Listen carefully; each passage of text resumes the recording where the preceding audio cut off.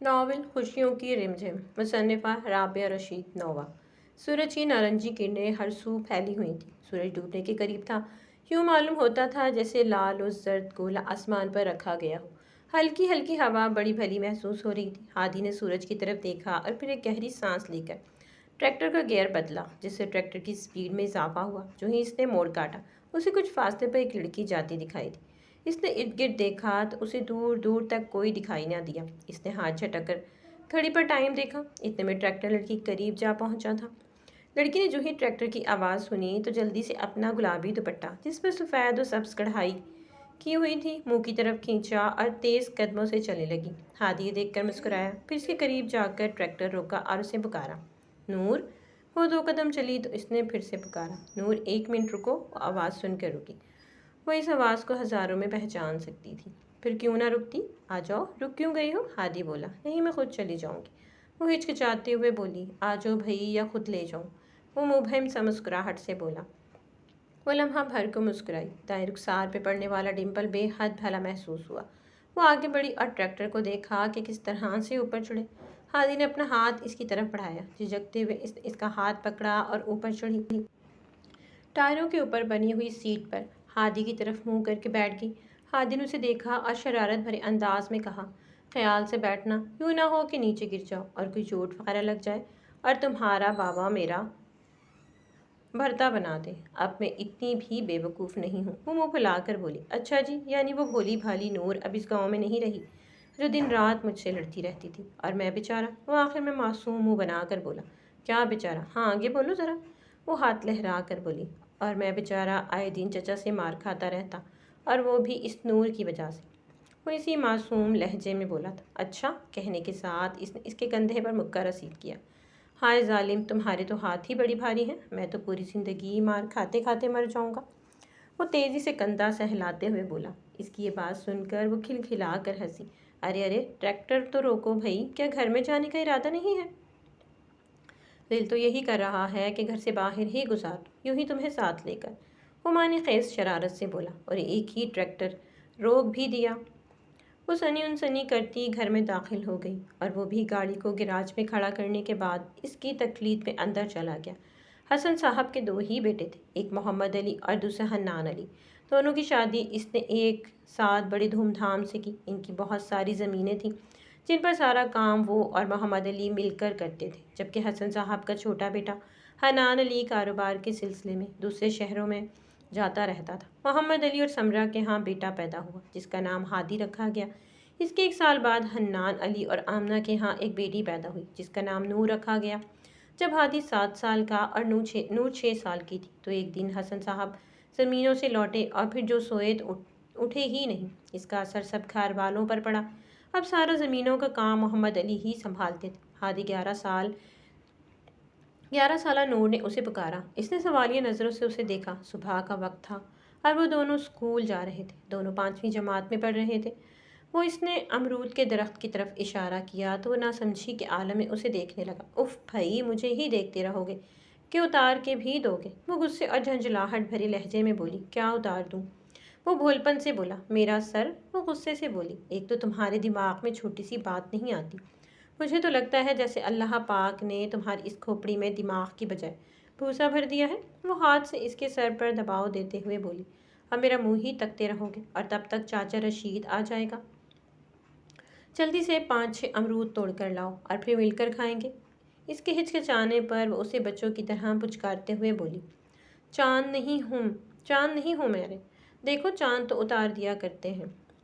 جلدی جلدی اتار کے لاؤ، اسکول سے دیر ہو جائے گی ورنہ۔ پھر اسے چڑھتے ہی بنی اور اس نے جو امرود اتارے وہ نور نے ایک بیگ میں ٹھونس لی اور شاہانہ انداز میں بولتی ہوئی چل دی، اب آ جاؤ، میں جا رہی ہوں۔ ابھی وہ درخت سے اترا ہی تھا کہ اسے بھاری مردانہ آواز سنائی دی، یہاں کیا کر رہے ہو لڑکے؟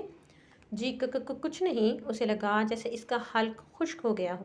ہادی نے اس کی طرف دیکھا جس نے اپنے ہی قد جتنا لمبا ڈنڈا اٹھا رکھا تھا۔ اس کے بدن پہ سفید بنیان اور لنگی تھی۔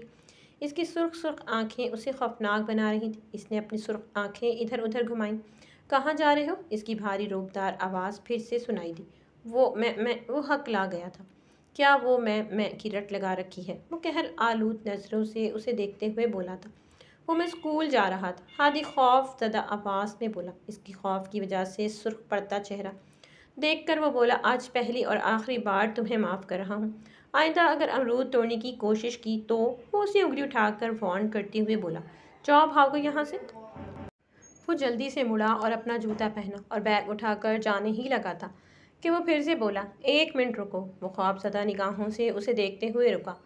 وہ اٹھا کر لے جاؤ۔ اس نے ایک گرے ہوئے امرود کی طرف اشارہ کیا۔ ہادی نے امرود اٹھایا اور اسکول کی طرف چل دیا۔ اس کے جانے کے بعد وہ مونچھوں کو تاؤ دیتے ہوئے مسکرایا۔ ہادی کچھ ہی دیر بعد اس کے قریب جا پہنچا۔ اس کو نور نے ایک بھی امرود نہ دیا۔ ہادی نے صرف وہی امرود کھایا جو کہ چاچا شیدا نے دیا تھا۔ نور ایک شرارتی اور لڑنے جھگڑنے والی لڑکی تھی، جبکہ ہادی ان کاموں سے دور بھاگتا تھا۔ 5ویں کلاس میں ان کا شاندار رزلٹ آیا تو گاؤں بھر میں مٹھائیاں بانٹی گئی۔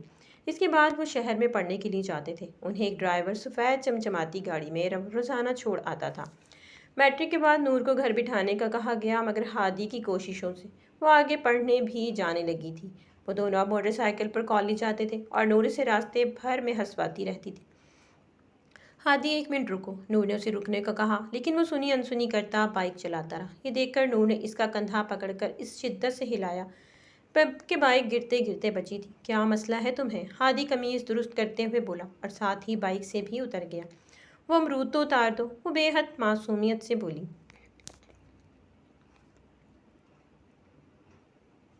اس نے غصے سے اسے دیکھا اور پھر سے بائک پر بیٹھ گیا۔ یہی کہنا تھا، بیٹھو۔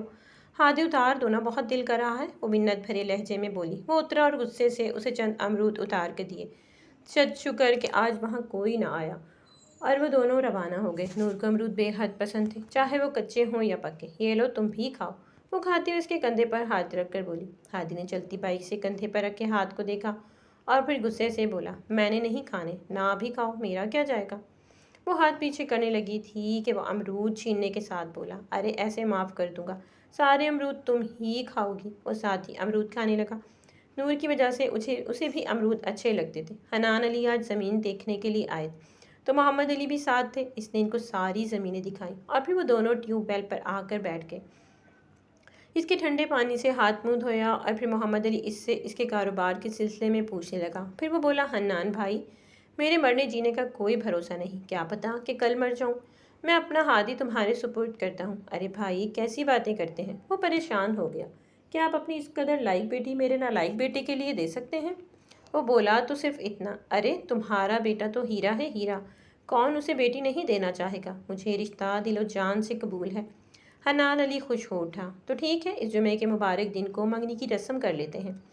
محمد علی نے حنان علی سے کہا۔ ٹھیک ہے۔ بڑی دھوم دھام سے ان کی منگنی کی گئی، لیکن وہ یہ نہیں جانتے تھے کہ زمانہ ان کی اس خوشی کو جلد از جلد نگل لے گا، کیونکہ زمانہ کسی کی بھی خوشی کو نہیں دیکھ سکتا۔ اس وجہ سے ان کی خوشی کو بھی غم میں تبدیل کر دیتا ہے۔ لگا لو رٹے جتنے بھی لگانے ہوں، لیکن پھر بھی مجھ سے زیادہ نمبرز نہیں آئیں گے۔ ہادی، جو ابھی ابھی اوپر والی منزل پر آیا تھا، اسے رٹے لگاتے ہوئے دیکھ کر بولا تھا۔ وہ دونوں اب سیکنڈ ایئر کے طالب تھے۔ اس نے ایک غصے والی نگاہ اس پر ڈالی اور پھر سے رٹا لگانے میں مصروف ہو گئی۔ ہادی نے اس کا جائزہ لیا۔ وہ گندمی رنگت کی ایک پرکشش لڑکی تھی، جس کی سیاہ آنکھیں، جس پر دراز مڑی ہوئی پلکیں جس کی خوبصورتی میں اضافہ کرتی تھیں، تیز سرخ ریشمی دوپٹہ سر پر پہنے وہ بے حد خوبصورت لگ رہی تھی۔ دوپٹہ بار بار اتر رہا تھا، جسے وہ پھر سے سر پر ٹکانے کی ناکام کوششیں کر رہی تھی۔ اس کے سیاہ بال لٹوں کی صورت میں اس کے چہرے کا طواف کرتے دکھائی دیے، جسے وہ بار بار کانوں کے پیچھے کر رہی تھی۔ اس کے بال کمر سے نیچے تک آتے تھے، جس کی وہ زیادہ تر چوٹی بنائے رکھتی تھی۔ ہادی کے لب اپنے آپ مسکرائے۔ اسی وقت نور نے اسے دیکھا، جو اسے دیکھ کر مسکرا رہا تھا۔ کیا مسئلہ ہے تمہیں؟ دانت کیوں نکال رہے ہو؟ وہ بولی، جس پر ہادی اور زیادہ مسکرایا۔ وہ، اس نے بائیں ہاتھ کی شہادت کی انگلی سے اس کے چہرے کی طرف اشارہ کیا۔ کیا وہ؟ اس نے بال پیچھے کرتے ہوئے کہا، ایک تو تمہاری اس کھوپڑی میں چھوٹی سی بات نہیں آتی۔ مجھے تو لگتا ہے جیسے اللہ پاک نے تمہاری اس کھوپڑی میں دماغ کی بجائے بھوسا بھر دیا ہے۔ اس نے اس کی سالوں پہلے کی بات کو لفظ بہ لفظ دہرایا۔ پہلے تو وہ نہ سمجھی کے عالم میں اسے دیکھتی رہی، پھر جب سمجھ میں نہ آئی تو پھر وہ بولی، اچھا۔ وہ غصے سے بولتی اس کی طرف دوڑی۔ ہادی نے یہ دیکھا تو سیڑھیوں کی طرف دوڑا اور 3 4 سیڑھیوں کو ایک ساتھ عبور کرتا چلا گیا۔ وہ بھی جلدی جلدی اس کے پیچھے اترنے لگی۔ ابھی ہادی سیڑھیوں سے اتر کر تھوڑی دور ہی گیا تھا کہ آنے والی شخصیت سے ٹکرا گیا۔ وہ جلدی سے پیچھے ہوا اور دیکھا تو حنان علی غصے سے اسے دیکھ رہے تھے۔ ایک تو ہادی صاحب، آپ کو ہر وقت جلدی ہوتی ہے۔ اب یہ سارے کاغذات اٹھاؤ اور انہیں ترتیب دو۔ بڑی مشکل سے ترتیب دیے گئے تھے اور آپ کے ایک جھٹکے سے بکھر کر رہ گئے۔ اس نے کسی کا غصہ ہادی پر نکالا۔ ویسے یہ بات ہے کہ اگر کسی کو غصہ دوسرے پر ہو اور آگے کوئی اور مل جائے اور پھر وہ کوئی بات کہہ دے تو پھر وہ سارا غصہ اس پر ہی انڈیل دیا جائے گا اور غصے کا گراف بھی 100 پر پہنچنے کی بجائے 105 پر ہوگا۔ بالکل اسی طرح ہادی کے ساتھ بھی ہوا تھا۔ ہادی نے منہ بنا کر نور کی طرف دیکھا تو اس نے منہ چڑھایا اور سیڑھیاں چڑھ گئی، جبکہ ہادی اس نئی مصیبت میں پھنس گیا اور ساتھ ہی ساتھ حنان علی سے غصے بھرے کلمات بھی سننے پڑے۔ پیپرز ہو چکے تھے، اب رزلٹ آنے کا انتظار تھا۔ اس کے لیے بے حد دعائیں اور منتیں مانگی جا رہی تھیں۔ ہادی صبح سویرے سیر اور ورزش کے لیے چلا جاتا اور پھر کرنے کے بعد کھیتوں میں کام کرنے جاتا تھا۔ اس دن جب صبح سویرے وہ جانے کے لیے تیار ہو رہا تھا تو نور اس کے پاس آ کر بولی، میں بھی چلوں تمہارے ساتھ؟ اس کے ہاتھ لمحے بھر کر رکے، پھر اس نے نور کی طرف دیکھا۔ کیا کرو گی وہاں جا کر؟ وہ سوالیہ انداز میں اسے دیکھتے ہوئے بولا، کچھ بھی کر لوں گی۔ وہ سیدھا کھڑا ہوا اور پرسوچ نظریں اس پر گاڑ دیں۔ اگر نہیں لے کر جاتا تو صاف صاف کہہ دو، سوچ کیوں رہے ہو؟ وہ منہ پھلا کر بولی تھی۔ یہ دیکھ کر وہ مسکرایا اور اسے مسکراتا دیکھ کر وہ پیر پٹکتی چل دی۔ ارے رکو تو! وہ بھی اس کے پیچھے لپکا تھا۔ وہ سنی انسنی کرتی کمرے میں چلی گئی اور دروازہ بھی بند کرنے لگی تھی جب ہادی بولا، نور بات تو سنو۔ وہ دروازہ کھولتے ہوئے بولا تھا، میں تو کچھ نہیں سوچ رہا تھا۔ اور وہ کیا تھا جو اپنے دانتوں کی نمائش کروا رہے تھے؟ بولو! وہ غصے سے بولی۔ دیکھو نور، تم چل رہی ہو یا نہیں؟ وہ ٹائم دیکھتے ہوئے بولا۔ آنا ہو تو آ جاؤ۔ کہنے کے ساتھ ہی وہ بیرونی دروازے کی طرف بڑھا اور چند لمحے اسے گھورتی رہی اور پھر اس کی تقلید کرتی آ کے باہر نکل آئی۔ دیکھو نور، اب میں بھاگنے لگا ہوں۔ اگر تم نے بھاگنا ہے تو ٹھیک، ورنہ یہیں رکو۔ میں یوں گیا اور یوں آیا۔ وہ چٹکی بجاتے ہوئے بولا، میں بھی بھاگوں گی۔ وہ بچوں کی طرح خوش ہوتے ہوئے بولی۔ یہ دیکھ کر ہادی مسکرایا، تو پھر شروع ہو جاؤ۔ یہ سن کر اس نے اپنا دوپٹہ بائیں کندھے پر برابر کر کے دائیں بازو کے نیچے سے باندھا اور جوتا اتار کر اسے دیکھا۔ پھر دونوں نے ایک ساتھ شروع کیا۔ لمحوں میں ہادی اس سے آگے ہو گیا۔ وہ بھی اس تک پہنچنے کی پوری کوشش کر رہی تھی، تبھی ایک موٹا کانٹا اس کے پاؤں میں چبھا اور ایک زوردار چیخ اس کے منہ سے نکلی اور وہ کٹے ہوئے درخت کی مانند نیچے گری تھی۔ کچی جگہ تھی جس کی وجہ سے اور تو کوئی چوٹ نہ آئی، مگر پاؤں میں جیسے درد کی لہریں سی گزر رہی تھیں۔ چیخ سن کر ہادی دوڑ کر اس کی طرف آیا اور بھولی سانسوں کے ساتھ پوچھا، کیا ہوا؟ نور نے اپنا پاؤں اس کی طرف کر دیا۔ آنسو قطار در قطار بہہ رہے تھے۔ میں اسے نکالنے لگا ہوں، لیکن کوشش کرنا چیخ نہ نکلے، کیونکہ صبح صبح آواز دور تک جاتی ہے۔ ہادی نے پاؤں اور اس کی طرف دیکھا، جس نے گردن بڑے زور زور سے آگے پیچھے ہلائی اور ساتھ ہی دوپٹہ منہ میں ٹھونسا اور اوپر سے دونوں ہاتھ بڑی مضبوطی سے ٹکا دیے تھے۔ اس نے جو ہی کانٹا نکالا تو اس کے پاؤں سے خون بہنا شروع ہو گیا۔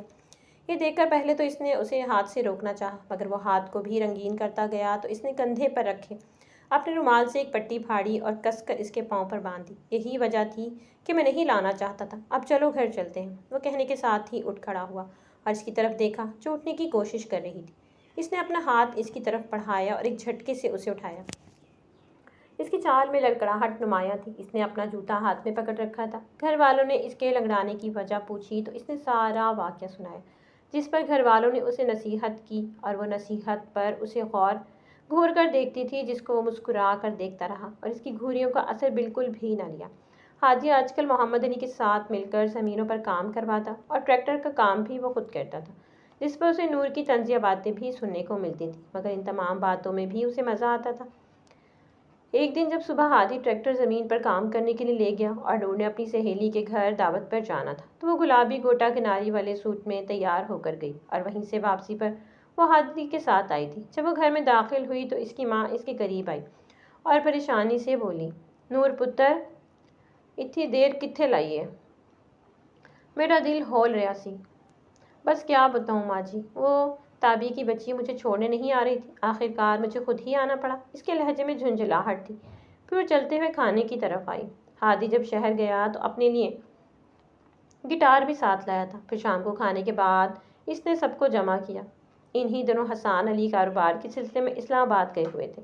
پھر جو اس نے گانا گایا، اس کی آواز اور ساتھ ہی چاندنی رات کا منظر گانے کے لطف کو دوبالا کر گیا۔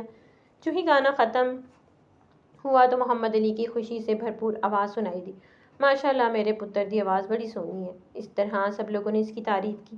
پھر یہ روزانہ کا معمول بن گیا۔ اس کا گٹار گانے کے بول کے ساتھ ہی انداز بدلتا رہتا تھا۔ وہ گانا خود لکھتا تھا۔ نور نے اس کے گانوں کی اپنے موبائل میں ریکارڈنگ کی تھی۔ پھر حنان علی واپس آ گئے اور ہادی کاموں میں مصروف ہو گیا۔ وہ کبھی کبھار نور کو گھر سے دور لے جاتا اور اسے گانا سناتا۔ وہ غور سے ہر مصرع سنتی رہتی اور کبھی کبھار اس کے بول سن کر وہ بے ساختہ ہنستی۔ ہادی مصنوعی خفگی سے اسے گھورتا۔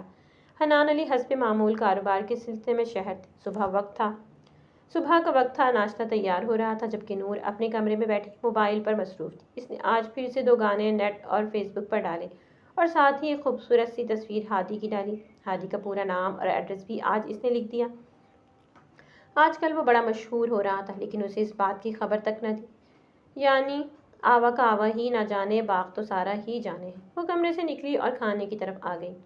اس کے لب آپ مسکرا رہے تھے۔ یہ دیکھ کر ہادی کو شرارت سوچی۔ اے عورت، تو لمبے لمبے دانتوں کی نمائش کیوں کروا رہی ہے؟ ہادی نے مصنوعی غصہ کرتے ہوئے کہا۔ سب کی نظر ایک دم سے ہادی اور پھر نور پر پڑی، جس کی مسکراہٹ ایک دم سے سکڑی تھی۔ پھر وہ غصے سے بولی، اور تم کون سے دودھ پیتے بچے ہو؟ جس کا جواب جلد ہی آیا، ہاں میں تو ابھی تک بچہ ہی ہوں۔ وہ معصوم منہ بناتے ہوئے بولا اور ساتھ ہی محمد علی سے پوچھا، ہے نا بابا، بچہ ہوں نا؟ اس کا معصومیت بھرا چہرہ دیکھ کر مسکرایا اور تائید میں سر ہلا دیا۔ اچھا تو تم دودھ پیتے ننھے منھے سے بچے ہو اور میں بوڑھی عورت، ہے نا؟ وہ ایک دم سے غصے میں آئی تھی۔ ارے تم تو بہت جلد خود کو جان گئی ہو، ہادی مسکراہٹ روکتے ہوئے مصنوعی حیرت سے بولا۔ اس سے پہلے کہ نور اسے کرارا سا جواب دیتی، محمد علی نے انہیں ٹوکا، نہ لڑو بچوں، آرام سے کھانا کھاؤ۔ پھر نور نے کہا، جاؤ نور، ہادی کے لیے دودھ لے آؤ۔ ہادی دودھ میں 2 چمچ شکر ڈالتا تھا۔ نور نے آدھا چمچ شکر ڈالا اور دودھ لے کر آئی۔ ہادی نے ایک گھونٹ بھرا اور پھر بولا، شکر کم ہے، اچھا لاؤ میں اور لے آؤں۔ نور نے بے تاثر چہرے مگر چمکتی آنکھوں سے کہا، پھر 5-6 چمچ مکس کر کے لے آئی۔ اس کے لبوں پر شرارتی مسکراہٹ تھی۔ لو پیو، اب کم نہیں لگے گا۔ ہادی نے اس کی طرف دیکھا اور پھر جان گیا کہ وہ کچھ کر کے آئی ہے۔ پھر گلاس لے لیا۔ نور اپنی کرسی پر بیٹھ گئی۔ اس نے گلاس لبوں سے لگایا اور ایک گھونٹ دودھ کا بھرا، لیکن شکر کی مقدار حد سے زیادہ تھی۔ اس نے رحم طلب نظروں سے اسے دیکھا تو اس نے سر کو یوں ہلایا جیسے کہہ رہی ہو، اب آیا مزہ، اور کرو مجھ پر باتیں۔ اسے دودھ پینا پڑا کیونکہ رکھ کر وہ جا نہیں سکتا تھا۔ وہ اس وجہ سے کہ محمد علی کی باتیں سننی پڑتی، جو کہ اس معاملے میں سخت تھے۔ ان کا کہنا تھا کہ رزق حلال کو برباد نہیں کرتے، اس کی حفاظت کرتے ہیں، تبھی یہ تمہارے پاس آتا ہے، اور جو اس کی حفاظت نہ کرے تو اللہ اس سے رزق چھین لیتا ہے۔ اس دن ہادی جو ہی کالج سے باہر نکلا اور بائک کے پاس پہنچا ہی تھا کہ اسے پیچھے سے آواز آئی، مسٹر ہادی۔ وہ بائک کو پکڑے ایک دم سے مڑا۔ سورج کی گرمی سے اس کی آنکھیں چندھیا سی گئیں۔ میں کامران انجم، ایک چینل پروڈیوسر ہوں، وہ ہاتھ اس کی طرف بڑھاتے ہوئے بولا۔ اس نے اس کا ہاتھ تھاما اور بولا، بہت خوشی ہوئی آپ سے مل کر۔ جی کیا خدمت کر سکتا ہوں آپ کی؟ بس آپ ایک کام کریں، میرے لیے صرف ایک گانا میرے چینل پر گا لیں، یہی ایک گزارش کرنی تھی آپ سے، وہ عاجزانہ انداز میں بولا۔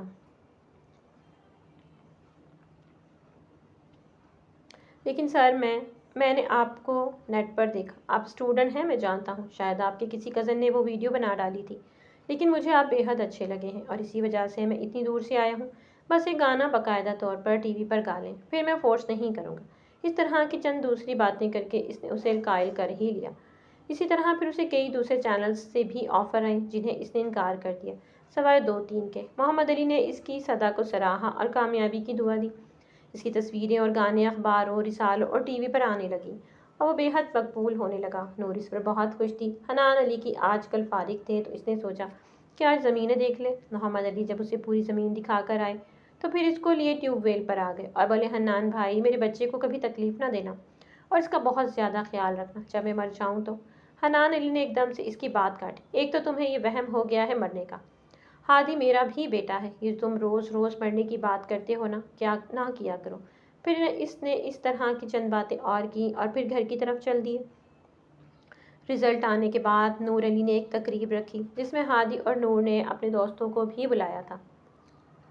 لڑکیوں نے ہادی کو دیکھا تو سوال کیا۔ اس نے انہیں کزن بتایا اور اس کی طرف بڑھی، جو کہ اسے ابھی उसे भी अभी दिखाई दिया था। मोबाइल जेब में डाल रहा था। सफ़ेद सूट में वो सब्ज रुमाल कंधे पर रखे वो सभी से अलग अलग लग रहा था। इसका अंदाज लम्हा ब लम्हा बदलता रहता था, कभी शरारतें तो कभी संजीदा हो जाता।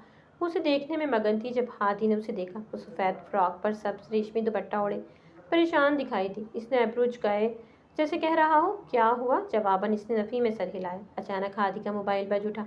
वो थोड़ा परेशान था, जिसे वो सबसे छुपा रहा था, मगर नूर से नहीं छुपा सकता था, और नूर इसी वजह से परेशान थी। इसने एक हाथ से जेब को नीचे से पकड़ा और दूसरे हाथ से मोबाइल निकाला, एक तरफ होकर बात करने लगा। फिर परेशानी इसके चेहरे पर मुकम्मल तौर पर नुमायां हो गई। मोबाइल बंद करता तेजी से बाहर की तरफ बढ़ा तो नूर भी इसकी तरफ लपकी। जब वो बाइक पर बैठा तो इसी वक्त नूर भी पहुंच गई। बाजू से पकड़ते हुए पूछा, कहाँ जा रहे हो? हादी ने मुस्कुराते हुए इसका हाथ थपथपा कर कहा, तुम अंदर जाओ, मैं अभी थोड़ी देर में आता हूँ। बाबा ने बुलाया है, वहीं जा रहा हूँ। फिर वो बाइक स्टार्ट करके भगा ले गया, जबकि वो उसे इस वक्त तक देखती रही जब तक वो नज़रों से दूर ना चला गया। उसे पता था वो उसे परेशानी से दूर रखने के लिए नहीं बता रहा। बाबा, आज जाना ज़रूरी तो नहीं, आप कल चले जाइएगा। मोहम्मद अली, जो कि आज फंक्शन वाले दिन जा रहे थे शहर, वो उन्हें रोक रहा था, मगर वो जाने के लिए बज़िद थे। इसकी बात सुनकर वो बोले, अरे बाबा, तुम्हें क्या मालूम है ज़मीनों के मामलात कैसे होते हैं। अगर मेरा जाना ज़रूरी ना होता तो मैं ना जाता। तुम फिक्र ना करो, मैं 1 घंटे तक आ जाऊँगा। वो नवाज़ मेरा इंतज़ार करेगा शहर जाकर। तुम अपना बहुत ज़्यादा ख्याल रखना बस। दरअसल वो दूर और मुनाफा न देने वाली ज़मीनें बेचना चाह रहा था, और हादी उन्हें रोक रहा था क्योंकि उसे किसी अनहोनी का एहसास बार बार हो रहा था। मैं ड्राइवर को साथ ले जाऊंगा, तुम्हें परेशान होने की ज़रूरत नहीं है, समझे? इसने तसल्ली भरा हाथ इनके कंधे पर रखा। जी ठीक है, मुँह बनाते हुए बोला। उन्होंने ज़मीन बेचकर सारी रकम और अपने अकाउंट से भी सारी रकम निकालकर हादी के अकाउंट में डाल दी। सारा काम सही तरह से हुआ था और वो वहाँ से चल पड़े थे जब मोहम्मद अली ने कहा, अब कोई परेशानी वाली बात नहीं है, अब हम आ रहे हैं। फिर जब दोबारा फ़ोन आया तो इसे इस अवताद की खबर हुई। जब ड्राइवर बोला, ओ साईं, अदा साईं, वो घबराए हुए लहजे में बोला था। क्या हुआ? वो हकीकतन परेशान हुआ था। साईं, वो कुछ डाकू आए थे, साड़ी गड्डी उत्ते हमला कर दिता ते साहब नूं वड्डा मारा भी है। ਉਹ ਹੁਣ ਜ਼ਖਮੀ थी गए ते नाल नाल कोई मदद का जरिया भी नज़र नहीं आता पिया। वो बेहद परेशानी से बोला। हादी ने ड्राइवर को एम्बुलेंस बुलवाने का कहा और ख़ुद भी जल्दी से दरवाजे की तरफ बढ़ा था। जब नूर ने इससे पूछा तो उसे तसल्ली और परेशानी से बचाने के लिए कुछ नहीं बताया।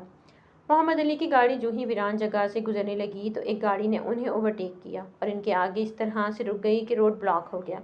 इस वजह से उन्होंने गाड़ी रोकी। गाड़ी से 3 आदमी निकले जो शक्ल से ही डाकू मालूम हो रहे थे।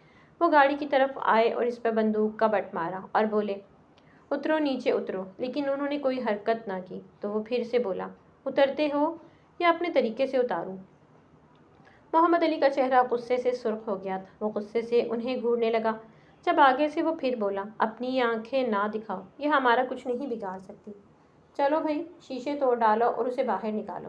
वो अपने साथियों से मुखातिब हुआ। इसके कहने पर वो अपना काम सर अंजाम देने लगे।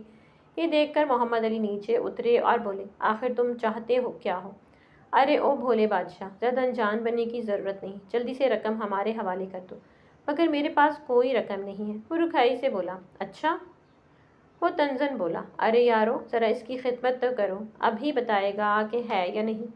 वो मोहम्मद अली की तरफ बढ़ने ही लगे थे। जब ड्राइवर मोहम्मद अली की तरफ बढ़ा तो इस डाकू ने इसकी टांगों की तरफ फायर खोल दिया और साथ ही बोला, अगर एक कदम भी आगे बढ़े तो मारे जाओगे, अपनी जान की परवाह करो। गोली इसके घुटने से ज़रा नीचे से हल्की सी छूकर गुजरी थी, मगर जब उन्होंने मोहम्मद अली को मारना शुरू किया तो ये देखकर वो आगे बढ़ा और उसे बचाने की कोशिश में खुद भी ज़ख्मी हुआ।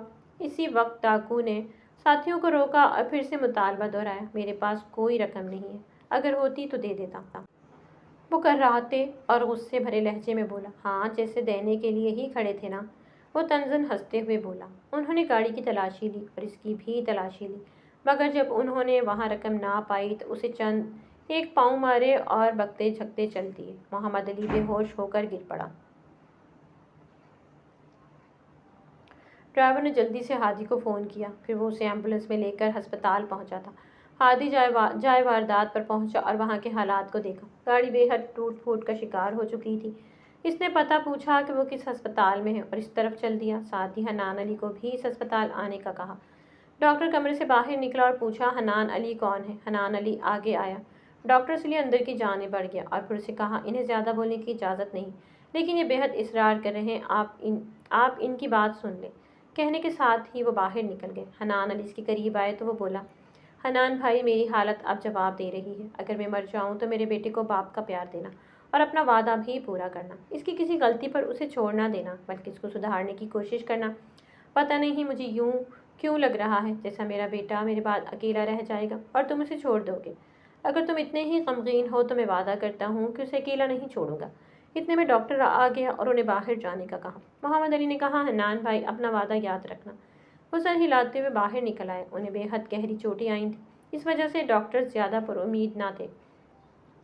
سوری، ہم انہیں نہیں بچا سکتے۔ ڈاکٹر جو ہی باہر نکلا تو بولا۔ ہادی سرخ آنکھوں سے گھورتے اس کی طرف بڑھا، پھر گریبان سے پکڑتے ہوئے بولا، کیوں مارا میرے بابا کو؟ وہ اسے جھنجھوڑتے ہوئے بولا، تم لوگ ہو ہی ایسے، سب کو مار دیتے ہو۔ مار دیا نا میرے بابا کو بھی۔ اس کی آواز کے ساتھ آنسو شامل تھے جو کہ اس کے دکھ کی کیفیت کو ظاہر کر رہے تھے۔ اب تم مجھے بھی مار دو۔ ہادی اس کے دونوں ہاتھوں کو اپنی گردن پہ رکھتے بولا، پھر اس کے ہاتھ چھوڑ کر وہ حنان علی کی طرف بڑھا اور اس کا ہاتھ کھینچتے ہوئے بولا، چچا جی، اس نے میرے بابا کو مار دیا۔ آپ میرے ساتھ چلیں۔ یہ جھوٹ بولتا ہے، میرا بابا نہیں مرا۔ میرے بابا نے خود مجھ سے کہا تھا کہ میں ابھی گھر آ جاؤں گا۔ وہ انہیں کھینچتے ہوئے اندر لے جانے لگا۔ وہاں موجود سب کی آنکھیں نم ہو گئیں۔ خود ڈاکٹرز بھی نم آنکھوں سے اسے دیکھ رہا تھا۔ حنان علی نے نم آنکھوں سے نفی میں سر ہلایا اور بولا، نہیں بیٹا، وہ درست کہہ رہا ہے۔ نہیں، وہ خوفزدہ ہو کر چیخا، آپ سب بہت برے ہیں۔ سب جھوٹ بولتے ہیں۔ میرا بابا میرا انتظار کر رہا ہوگا۔ ہاں، وہ انتظار کر رہا ہوگا۔ میں خود ان کے پاس جاتا ہوں، وہ سو رہے ہوں گے۔ پھر جب میں انہیں بلاؤں گا تو وہ جاگ جائیں گے۔ وہ عجیب بہکی باتیں کرنے لگا اور ساتھ ہی اس کمرے کی طرف بڑھنے لگا، مگر حنان علی نے جب اسے پکڑا تو وہ چلانے لگا۔ چلاتے چلاتے ہی بے ہوش ہو گیا۔ وہ حویلی جہاں کچھ دیر پہلے خوشیاں رقص کر رہی تھیں، اب وہاں غم کی صفیں بچھ گئی تھیں۔ ان کے گاؤں میں جب بھی کوئی مرتا تھا تو وہ دھاڑے مار کر رونے کی بجائے قرآن پاک پڑھ کر اسے بخشتے تھے۔ وہ کہتے تھے کہ رونے سے میت کو تکلیف ہوتی ہے اور میت کو تکلیف نہ دیا کرو۔ اس وقت بھی سب قرآن پاک پڑھ رہے تھے۔ مردوں کے لیے علیحدہ انتظام کیا گیا تھا۔ ہادی قرآن پاک پڑھتے پڑھتے آنکھوں میں آئے آنسو بازو سے صاف کرتا، جو پھر اسی شدت سے باہر نکل آتے، اور اسی طرح روتے روتے قرآن پاک پڑھتا رہا۔ سب پر غم بڑا بھاری تھا، مگر صبر کو ہاتھ سے نہ جانے نہ دیا گیا۔ ہادی یوں لگتا تھا جیسے ٹوٹ پھوٹ کا شکار ہو گیا ہو، وہ بکھر کر رہ گیا تھا۔ وہ ایک ہی جگہ پر بیٹھے بیٹھے کئی گھنٹے گزار دیتا تھا۔ اس کا کھانا پینا تقریباً نہ ہونے کے برابر ہو گیا تھا۔ امی، ہادی کہاں ہے؟ نور، جو ابھی نہا کر آئی تھی، ماں سے پوچھا۔ وہ ابھی پچھلی طرف والے باغیچے میں گیا ہے، آمنہ بیگم نے جواب دیا۔ اچھا امی، میں پھر اس کی طرف جا رہی ہوں۔ وہ دوپٹے کے ایک پلو کو سر پر ڈالتے ہوئے بولی۔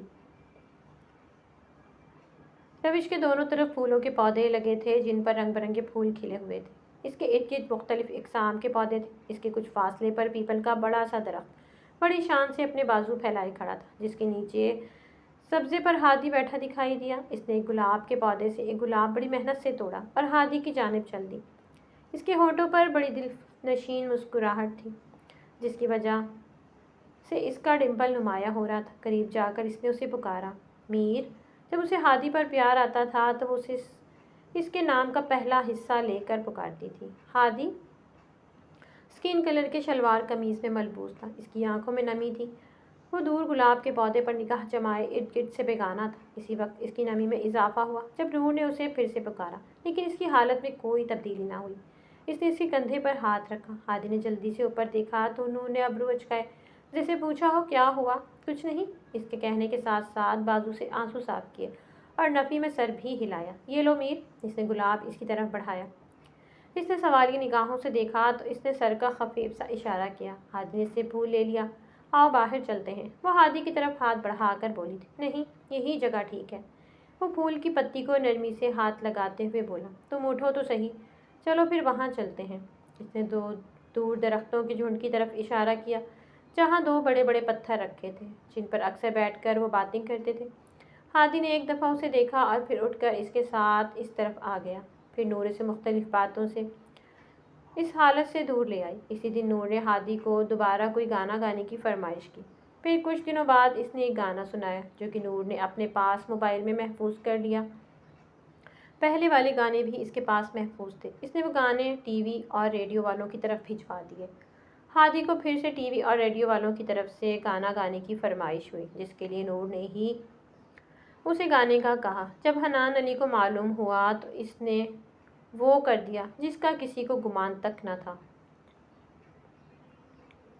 میں اپنی بیٹی کسی گانے والے عاشق کو نہیں دے سکتا۔ ہادی نے جب رشتے سے انکار کا سبب پوچھا تو حنان علی نے اسے غصے سے جواب دیا، لیکن چچا جی میں یہ سب چھوڑ دوں گا۔ وہ غمزدہ ہو کر بولا، لیکن اب تمہارے چھوڑنے سے مجھے کوئی فائدہ نہ ہوگا۔ میں نے فیصلہ کر لیا ہے، میں اس جگہ رہوں گا ہی نہیں اور نہ ہی نور آمنہ کو رہنے دوں گا۔ اس کے کانوں میں سور پھونک کر وہ جا چکا تھا۔ عادی کے لیے اب پریشانیاں کھڑی ہو چکی تھیں۔ وہ وہیں بیٹھتا چلا گیا۔ اس کی آنکھوں سے آنسو قطار در قطار نکلنے لگے۔ زمینوں کو حنان علی پہلے ہی مزارے کے ذمہ لگا چکا تھا۔ جب محمد علی قوت ہوا کرتا تھا تو کام کرنے والا کوئی نہ تھا، اس لیے حنان علی نے وہ زمینیں مزارے کو رکھوالی کے لیے دے دی تھی۔ ہادی کچھ دیر تو وہیں بیٹھا روتا رہا، پھر اٹھ کر باہر چل دیا۔ کچھ دور اسے حنان علی کھڑے نظر آئے۔ وہ ان کی جانب چل پڑا۔ گاؤں کے چند شر پسند لوگوں نے الٹی سیدھی باتیں اس طرح سے بتائیں کہ حنان علی نے یہاں سے جانے کا ارادہ کر لیا اور اس وقت اسے بھائی کی نصیحت تک یاد نہ رہی۔ انہوں نے کئی ایسی باتیں بھی کیں جو کہ کوئی حقیقت نہ رکھتی تھیں۔ حنان علی نے بجائے ٹھنڈے دل و دماغ سے سوچنے کے اس رشتے سے انکار کر دیا جس کے بارے میں وہ بھائی سے وعدہ کر چکا تھا۔ ابھی محمد علی کی وفات کو 6 ماہ بھی نہ ہوئے تھے کہ حنان علی نے رشتے سے ہی انکار کر دیا۔ ہادی حنان علی کے قریب پہنچا اور انہیں پکارا، چچا جی۔ اس کی آواز میں تڑپ تھی اور آنکھوں میں نمی بھی بڑی واضح دکھائی دیتی تھی۔ چاچا سائیں میں مانتا ہوں۔ اس کی آواز گلے میں اٹک رہی تھی اور ساتھ میں آنسوں کی آمیزش تھی۔ میں مانتا ہوں کہ میری یہ غلطی آپ کے نزدیک بہت بڑی ہے، لیکن معافی کی گنجائش بھی تو ہوتی ہے۔ دیکھیں میں آپ کے پاؤں پڑتا ہوں، آپ یوں نہ کریں، میں مر جاؤں گا۔ وہ روتے ہوئے ان کے پیروں میں آن بیٹھا۔ حنان علی جلدی سے پیچھے ہوئے اور غصے سے بولا، تو مر جاؤ، یہاں فرق کسے پڑتا ہے؟ اس سے تو بہتر ہے کہ مر جاؤ۔ جو تم کر رہے ہو وہ کہنے کے ساتھ ہی چل دیے، جبکہ ہادی وہاں بیٹھا روتا رہا۔ باقی گھر والے اس ابتاد سے بے خبر تھے۔ میر، تمہاری آنکھیں سرخ کیوں ہو رہی ہیں؟ جو ہی ہادی رات کو گھر میں آیا اس کی آنکھیں دیکھ کر نور نے پوچھا۔ دونوں بیگمات بھی اس کی طرف متوجہ ہوئی تھیں۔ وہ بے حد بے چین لگ رہا تھا۔ بس کچھ نہیں، تمہارا وہم ہے، تم پریشان نہ ہو، کہنے کے ساتھ ہی اس نے مسکرانے کی ناکام کوشش کی، مگر چہرے نے ساتھ نہ دیا اور آنکھیں پھر سے نم ہو گئیں۔ چونکہ حنان علی نے اس سے ڈیرے پر بات کی تھی، اسی وجہ سے وہ لائن تھی۔ ہادی صبح، صحیح بتاؤ ہوا کیا ہے؟ کیا کوئی پریشانی ہے؟ مجھے بتاؤ، میں حل کرنے کی کوشش کروں گی۔ وہ پریشانی سے بولی، تم حل کر ہی نہیں سکتی، بلکہ تمہارے بات کرنے سے وہ اور زیادہ بگڑ جائے گی۔ کہنے کے ساتھ ہی وہ اپنے کمرے کی جانب چلا گیا۔ نور بھی اس کے پیچھے پیچھے چل دی، جبکہ دونوں بیگمات پریشان ہو اٹھی۔ وہ ان کو آگے پیچھے جاتا دیکھنے لگی۔ ہادی سے جب نور نے بار بار پوچھا تو اس نے سب کچھ واضح الفاظ میں بتا دیا۔ نور یہ سن کر سکتے میں آ گئی۔ پھر تھوڑی دیر بعد اس نے اس خاموشی کو توڑا، میں بات کروں بابا سے؟ نہیں، اس کی کوئی ضرورت نہیں، کیونکہ مجھے پتہ ہے کہ جو وہ بات کہہ کر گئے ہیں وہ ضرور کریں گے۔ تمہارے بات کرنے سے اور زیادہ بات بڑھ جائے گی۔ تم بس اتنا کرنا کہ ابھی امی اور چچی کو مت بتانا، صبح تک دیکھتے ہیں کیا ہوتا ہے۔ تم اس طرح سے رہنا جیسے تمہیں اس بات کی کوئی خبر نہیں، ٹھیک ہے؟ وہ اسے تو سمجھا رہا تھا، مگر اس کا خود کا دل یہی چاہ رہا تھا کہ وہ اسے کہہ دے کہ ہاں نور، تم بات کر کے دیکھو، کیا پتہ ٹھیک ہے، اس نے مرے انداز میں کہا۔ تم امی اور چچی سے کوئی بہانہ کر لینا۔ اب جاؤ تم، اگر چچا نے دیکھ لیا تو تماشا بن جائے گا۔ نور کی خود آنکھیں نم ہو چکی تھیں۔ پلیز رو مت، تمہارے رونے سے مجھے اور زیادہ تکلیف ہوگی، وہ اسے دیکھتے ہوئے بولا۔ اس نے ایک نظر ہادی کو دیکھا اور ہاتھ کی پونچھ سے آنسو جو ابھی آنکھوں میں تھے پونچھے اور باہر نکل آئی۔ جب آمنہ اور سمرہ بیگم نے پوچھا تو اس نے بتایا کہ اس کا گہرا دوست چھوٹی سی بات پر ناراض ہو گیا ہے، اس وجہ سے وہ پریشان ہے۔ چلو بھائی، جو کچھ لینا ہو لے لو، آج رات 12 بجے ہماری فلائٹ ہے، ہم نیو یارک جا رہے ہیں کچھ عرصے کے لیے۔ حنان علی کمرے میں آ کر آمنہ بیگم سے بولے تھے، وہ سمرہ اور ہادی بھی جا رہے ہیں؟ آمنہ بیگم نے پوچھا۔ نہیں، بس ہم تینوں ہی جا رہے ہیں۔ انہوں نے سامان نکال کر بیگ میں رکھنا شروع کر دیا، جبکہ آمنہ بیگم نور کو بتانے چل دی۔ 8 بجے تک انہوں نے سامان گاڑی میں رکھ لیا تو حنان علی مزارے سے کوئی بات کرنے چلے گئے، جبکہ آمنہ بیگم نے سمرہ بیگم کو ساری بات بتائی اور اپنا خیال رکھنے کی تاکید کی۔ امی، میں ہادی سے ملا ہوں، نور نے ماں سے پوچھا۔ ہاں بیٹا مل آؤ لیکن جلدی واپس آنا۔ آمنہ بیگم نے اسے جانے کی اجازت دے دی۔ مگر ہادی تو گھر میں نہیں ہے۔ وہ صبح سویرے ہی کہیں باہر گیا تھا اور ابھی تک نہیں لوٹا۔ کل رات سے اس نے ایک نوالا تک نہیں لیا۔ پتہ نہیں اس قدر پریشان کیوں ہو رہا ہے۔ دوست تو ناراض ہوتے رہتے ہیں مگر یہ تو… سمرہ بیگم کی پریشانی بے حد بڑی ہوئی تھی۔ یارو دوستوں کے ساتھ کھا لیتا ہوگا، تم پریشان نہ ہوا کرو، سب ٹھیک ہو جائے گا۔ اگر ابھی آتا ہے تو میں اسے سمجھاتی ہوں کہ تنگ نہ کیا کرے۔ اسی وقت حنان علی آئے اور سمرہ بیگم سے مل کر انہیں باہر آنے کا کہا اور خود جلدی سے باہر نکل آئے اور گاڑی میں بیٹھے، جبکہ نور اور آمنہ بیگم بھی ابھی جا رہے تھے کہ ہادی گھر میں داخل ہوا۔ وہ بے حد کمزور لگ رہا تھا۔ آنکھیں ابھی بھی سرخ اور نمی سے بھری تھی۔ اس نے حنان علی کو دیکھا جس نے اسے دیکھ کر لب بھیجے تھے، کیونکہ ابھی جب وہ آ رہا تھا تو ہادی نے ایک بار بھی انہیں نہیں منایا تھا۔ وہ اس کے سامنے اس قدر گڑ گڑایا تھا کہ اگر وہ اس قدر گڑ گڑا کر معافی مانگتا تو خدا بھی اسے معاف کر دیتا، مگر اس میں اتنا ظرف نہ تھا کہ وہ اسے اس چھوٹی سی غلطی پر معاف کر دیتا۔ ہادی شکست خوردہ سا اندر جانے لگا تو آمنہ بیگم نے اسے پکارا اور بولی، ہادی بیٹا، امی اپنی کو تنگ نہ کرنا اور ذرا جلدی واپس آ جایا کرنا، تمہاری ماں اب اکیلی ہوگی، ہم جلد واپس آئیں گے۔ ہادی کی آنکھیں گرم سیال پانی نکل کر گریبان میں گر گیا۔ آجو بھئی، دیر ہو رہی ہے۔ حنان علی جھنجھلاہٹ بھرے انداز میں بولے تو آمنہ بیگم نے انہیں تسلی بھرا ہاتھ ہادی کے کندھے پر رکھ اور پھر آگے بڑھ گئی۔ نور اسے قریب آن رکی اور فقط اتنا دھیمی آواز میں کہا، ہادی اپنا خیال رکھنا، مجھے یقین ہے ہم جلد ملیں گے۔ اس نے ایک نظر نور کو دیکھا اور پھر اس کی نگاہ سیاہ چپل میں مقید گندمی پیروں تک چلی گئی جو کہ اب گاڑی کی طرف بڑھ رہے تھے۔ گاڑی چل پڑی تھی۔ وہ گاڑی کی طرف دیکھتا رہا اور گرم گرم آنسو زمین پر گر کر اپنی وقت کھوتے رہے۔ گاڑی کے اوجھل ہوتے ہی وہ اپنے کمرے کی طرف بھاگا اور پھر بیڈ پر بیٹھ کر کتنی دیر تک روتا رہا۔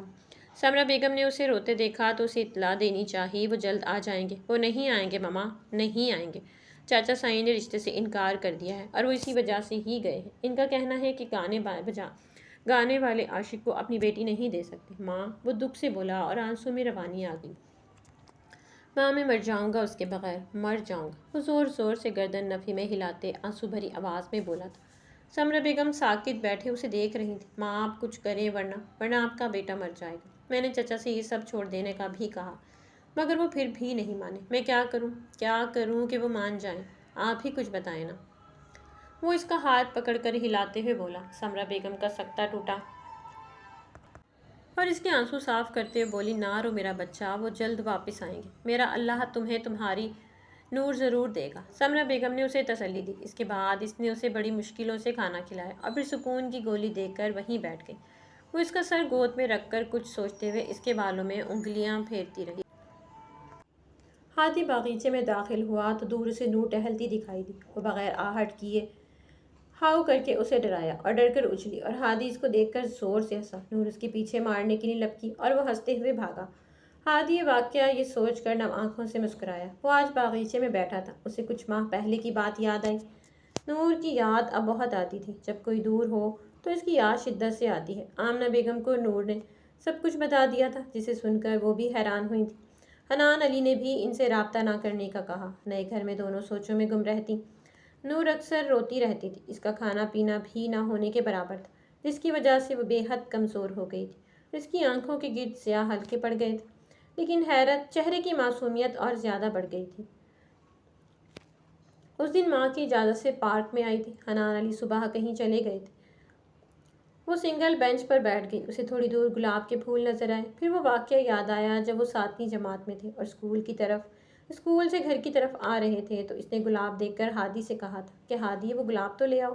نہیں بھائی، میں نہیں جاتا، وہ دیکھو اس کے ساتھ ڈوگی بھی بیٹھا ہے۔ اس نے اس کی طرف اشارہ کیا جہاں کالے رنگ کا کتا بیٹھا تھا جو کہ رکھوالی کے لیے تھا شاید۔ تو کیا ہوا، تم چپکے سے لے آنا بس، اگر نہ لے آئے تو میں ناراض ہو جاؤں گی اور بولوں گی بھی نہیں۔ نور کو اب سوچ کر ہی ڈر لگنے لگا تھا کہ کس طرح اس نے ہادی کو بھیجا تھا۔ اس قدر ڈراؤنی شکل والا کتا جس کو دیکھ کر ہی ڈر لگتا تھا۔ وہ اس کے ناراض ہونے سے ڈرتا تھا کیونکہ ایک وہی تو تھی جو اس کی اچھی دوست تھی۔ اچھا جاتا ہوں۔ وہ پھر دبے قدموں اس طرف جانے لگا۔ پھول توڑ کر جو ہی آدھا راستہ طے کر کے آیا تو کتا جاگ گیا اور بھونکنے لگا۔ وہ ڈر کر بھاگا تو کتا پیچھے لگ گیا۔ اس کا جوتا اس وجہ سے اندر رہ گیا جبکہ بیگ نور کے پاس تھا اور اس وجہ سے وہ باہر نکل آئے اور دروازہ جلدی سے بند کر دیا۔ پھر پھول اس کی طرف کرتے ہوئے بولا، یہ لو لے آیا۔ اس نے پھول نہ چھوڑا تھا، پھر خوشی خوشی اس کے ساتھ چل پڑا۔ ایک دم اس کے آنسو جو اس کی آنکھوں میں تھے پلکوں کی باڑ توڑ کر باہر نکل آئے۔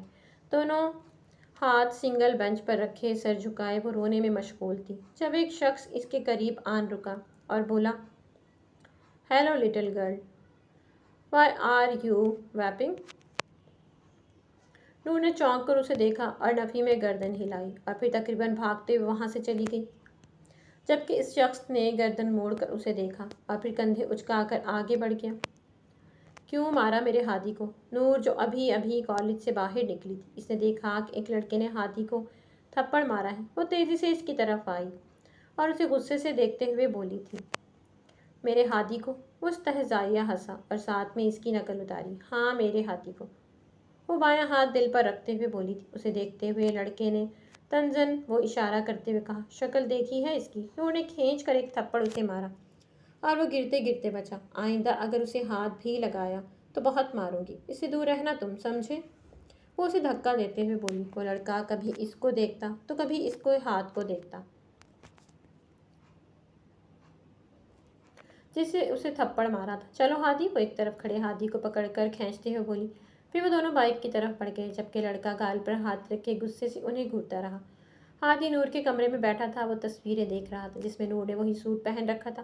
اس کی نم آنکھیں گرم سیال پانی سے بھر گئیں۔ اس نے بازو سے آنسو صاف کیے اور دوبارہ تصویریں دیکھنے لگا۔ 3 ماہ سے مسلسل ہادی کو گانے کی آفرز آ رہی تھیں، مگر وہ انکار کرتا آ رہا تھا۔ آج انہی کے 2 آدمی جو ٹی وی پر کام کرتے تھے اسے دوبارہ ٹی وی پر آنے کا کہنے آئے تھے، حالانکہ ہادی حویلی چھوڑ کر آ چکا تھا۔ اس گھر کا کسی کو پتہ بھی نہ تھا۔ چھوٹا خوبصورت نفاست سے سجا گھر جس کے پیچھے چھوٹا سا باغیچہ تھا، اسے میٹرک کے رزلٹ پر بابا سے گفٹ کے طور پر ملا تھا، جس کے بارے میں کسی کو علم نہ تھا، مگر پتہ نہیں انہیں کیسے خبر ہو گئی کہ وہ یہاں تک چلے آئے۔ جب ہادی کسی طور پر نام آنا تو ایک آدمی جو کہ نور کے بارے میں جانتا تھا، یہ وہی آدمی تھا جسے نور نے گانے بھجوائے تھے۔ بولا، اگر میڈم ہوتی تو ہمیں کبھی مایوس نہ کرتی۔ دوسرا آدمی جو چلاک اور ذہین تھا جھٹ سے بولا، سر جی آپ میڈم کی خاطر ہی گا لیں۔ ہادی نے جب یہ سنا تو اس کی آنکھیں نم ہو گئی۔ نمی کو اس نے چھپانے کے لیے کہا، اچھا ٹھیک ہے، میں اس کی زبان لڑکھڑائی، میں آ جاؤں گا۔ وہ جو کوئی دوسرے الفاظ بولنا چاہ رہا تھا فقط اتنا کہہ سکا، شکریہ سر جی۔ وہ سلام کرنے کے بعد یہ کہتے ہوئے چلے گئے۔ یہ وہ پھر سے اس میں مصروف ہو گیا۔ اب اس کے گانوں میں جدائی اور دوری کی باتیں ہوتی تھیں۔ اب وہ بے حد کمزور ہو گیا تھا۔ جن لوگوں نے غلط باتیں کر کے ان میں دوری پیدا کی تھی، اب وہ پچھتا رہے تھے، کیونکہ ہادی ہر ایک کے کام آتا تھا۔ وہی لوگ تھے جن کے ساتھ ہادی مخلص تھا، مگر انہوں نے اپنا گھٹیا پن دکھایا۔ اب انہیں پوچھنے والا کوئی نہیں تھا۔ دنیا ظالم ہے، پہلے لوگوں میں دوری پیدا کر پاتی ہے اور پھر اس پر افسوس بھی خود ہی کرتی ہے۔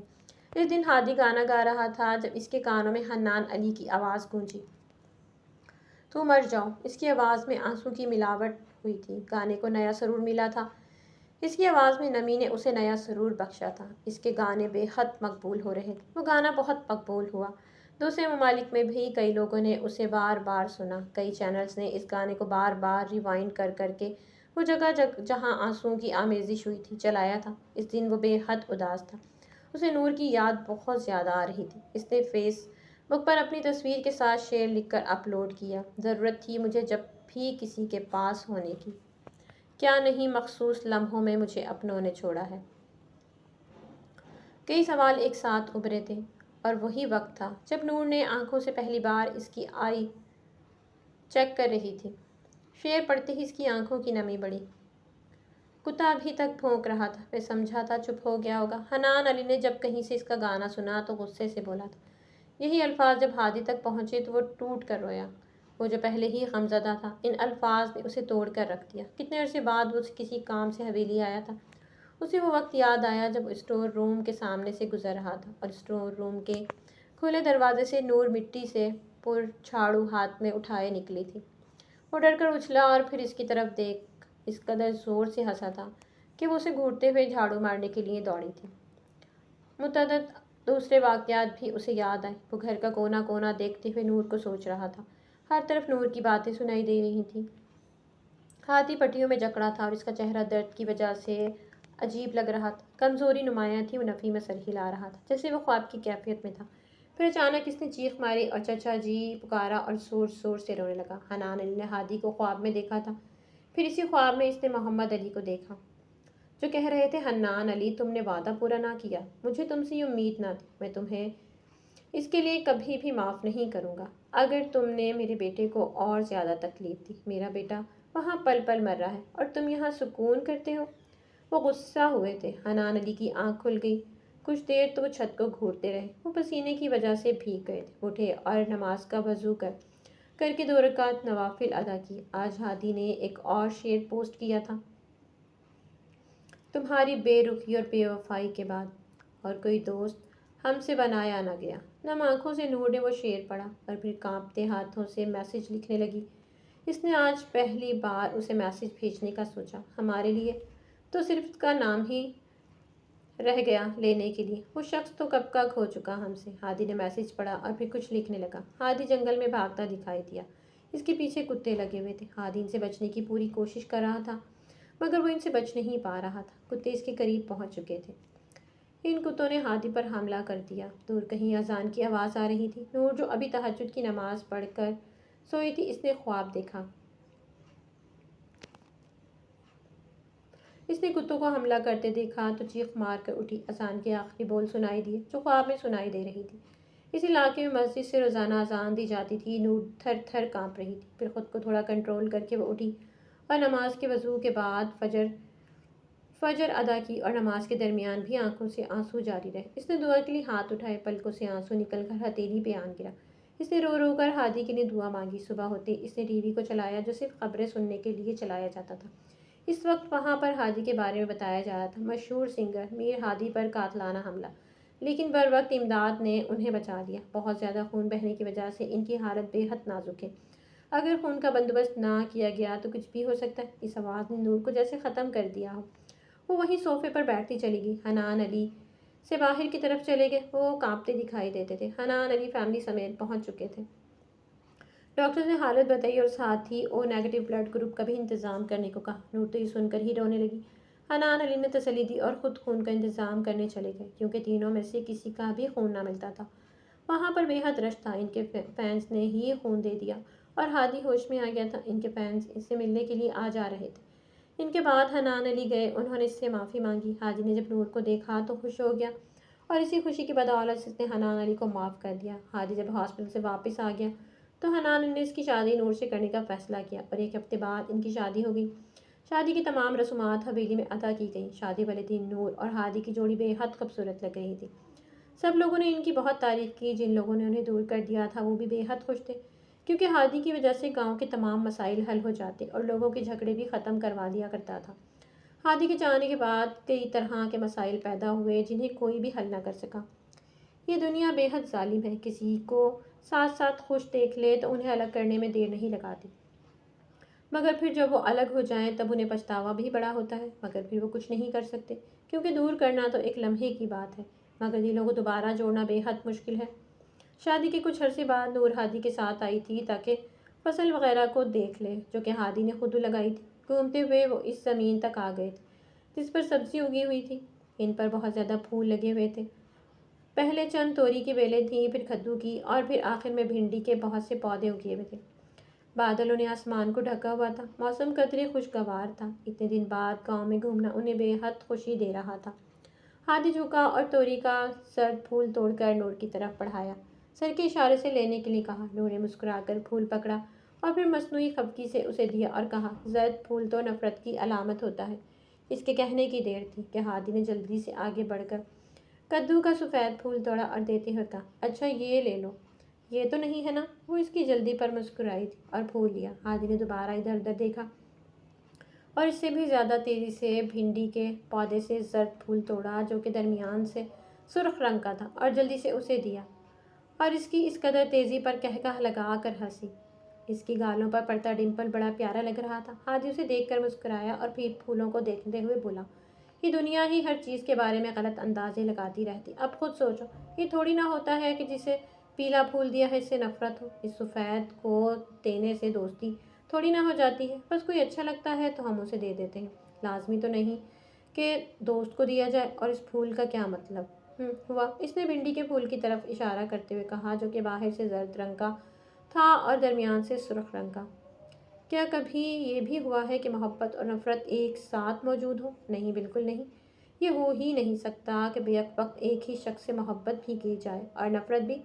پھول تو اللہ پاک کی خوبصورت نعمت ہے۔ دنیا کی باتوں پر دھیان دیا جائے تو پھر اسے دیکھ کر مسکرایا، جیسے کہہ رہا ہو کہ سمجھ آئی گئی ہے۔ اس نے بھی مسکرا کر ہاں میں سر ہلایا۔ پھر انہوں نے کچھ دیر گھومنے اور باتیں کرنے کے بعد ٹیوب ویل کے ٹھنڈے پانی سے منہ ہاتھ دھویا اور پھر وہ اپنے گھر کی طرف چل پڑے۔ ہادی نور کو پچھلی باتیں بتا رہا تھا اور وہ دونوں باتیں کرتے ہوئے گھر میں داخل ہوئے۔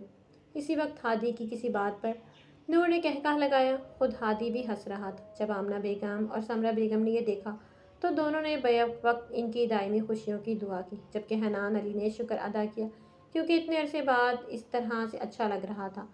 ہر طرف ہی خوشیوں کی رمجھم ہونے لگی تھی جو کہ بے حد اچھی لگ رہی تھی۔ تو میرے پیارے ریڈرز، امید کرتی ہوں کہانی آپ کو اچھی لگی۔ کہانی اگر آپ کو اچھی لگی تو کمنٹ باکس میں اپنی قیمتی رائے کا اظہار ضرور کیا کریں۔ ملتے ہیں نیکسٹ کہانی کے ساتھ، تب تک کے لیے اپنا بہت سارا خیال رکھیے گا۔ ویڈیو کو لائک کیجیے گا، شیئر کیجیے گا، چینل کو سبسکرائب کرنا مت بھولیے گا۔ اللہ حافظ۔